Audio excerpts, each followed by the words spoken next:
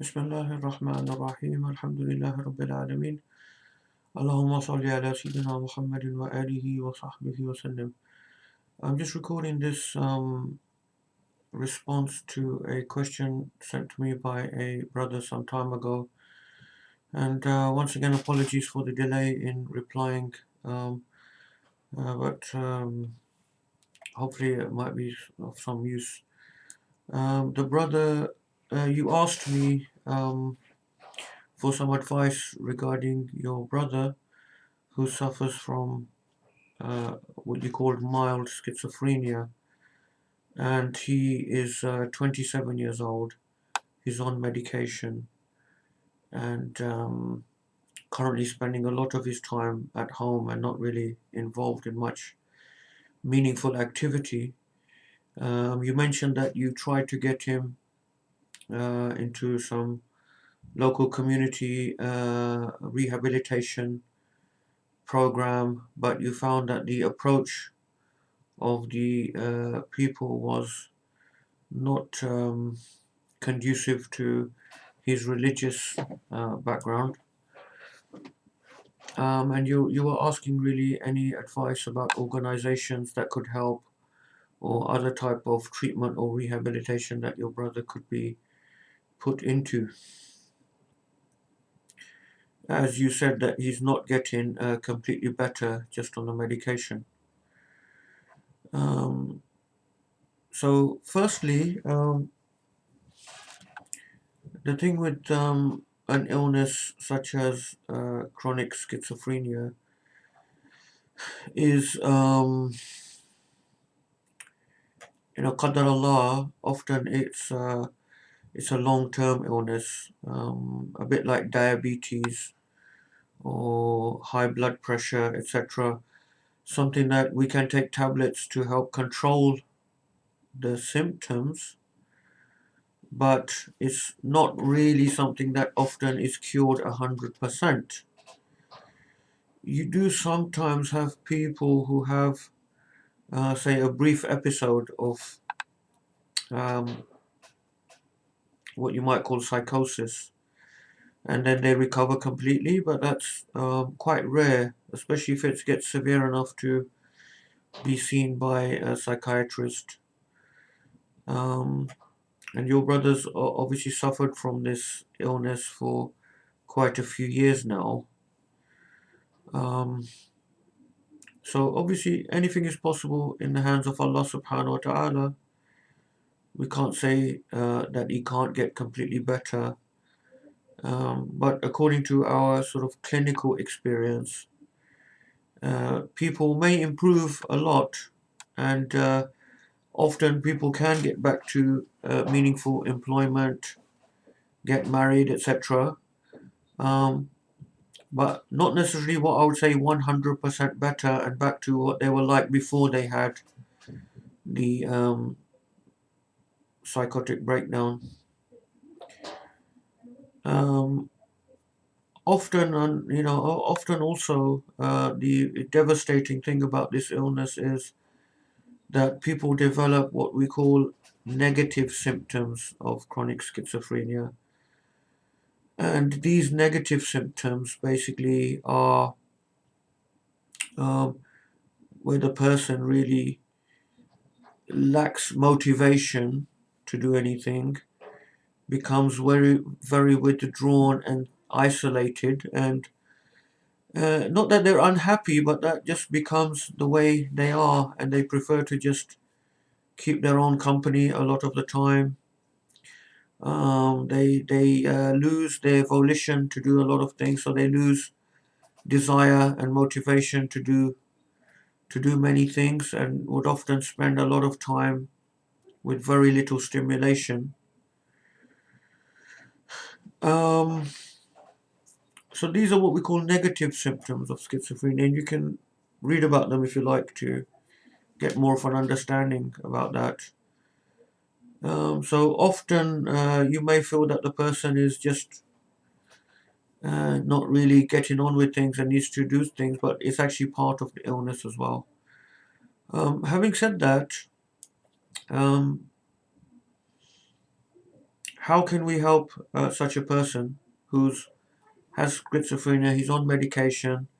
He's fairly stable. He's not. He's not very, let's say, agitated as he may have been when he first got the schizophrenia. So he's fairly stable. He's on medication. He's going about a daily routine. What we need to really do is look at how we can just maximize his quality of life and maximize him or her doing. I mean, it's not about getting them back to doing normal things because um, normal is something. It's unclear what we mean by normality in a sense, anyway. Just because we define something as normal doesn't mean it's normal for everyone. So, what we really want to do is maximize his quality of life for the rest of his time upon this earth that Allah has sent us. Um, we want to maximize his own sense of meaning and purpose in life to whatever extent it can be done. Now, in terms of rehabilitation, in that sense, um, what rehabilitation often tries to do is to, for example, get people into some sort of employment.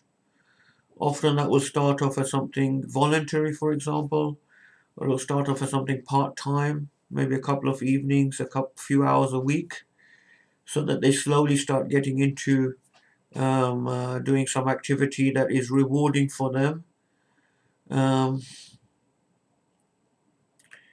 Now, unfortunately, as a Muslim community, we haven't really got our act together and provided services for those amongst us who are suffering from these type of illnesses. I don't know what the situation is where you are based, but I know where I am.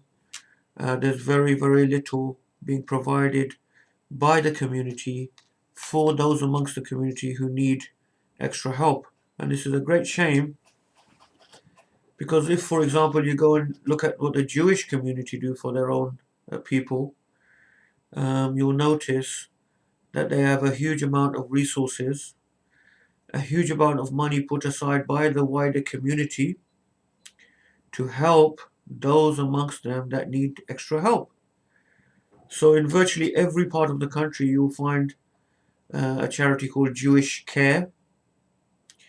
If anyone becomes mentally ill, elderly people that don't have support, um, any type of help that members of the community, disadvantaged members of the community need, the Jewish Care, which is a registered charity, will step in and provide full support, full services, full rehabilitation for that person. Most of what they do is actually funded by the government, by taxpayers' money, which we all contribute to, because they are intelligent enough to access those funds that are available. And a lot of the money is also given by the more wealthy people amongst their own community.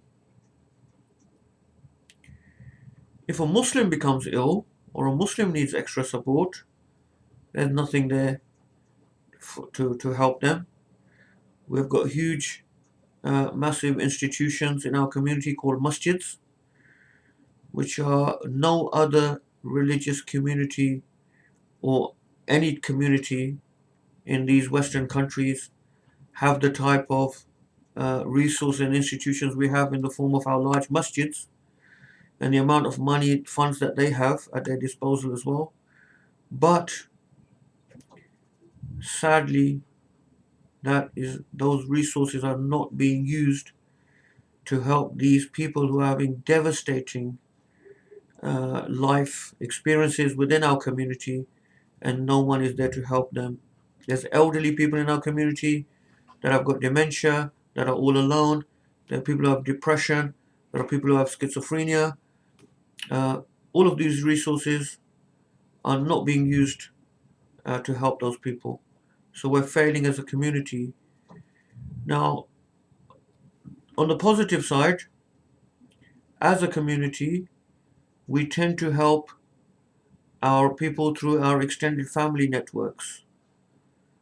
So that's how our social support and our social um,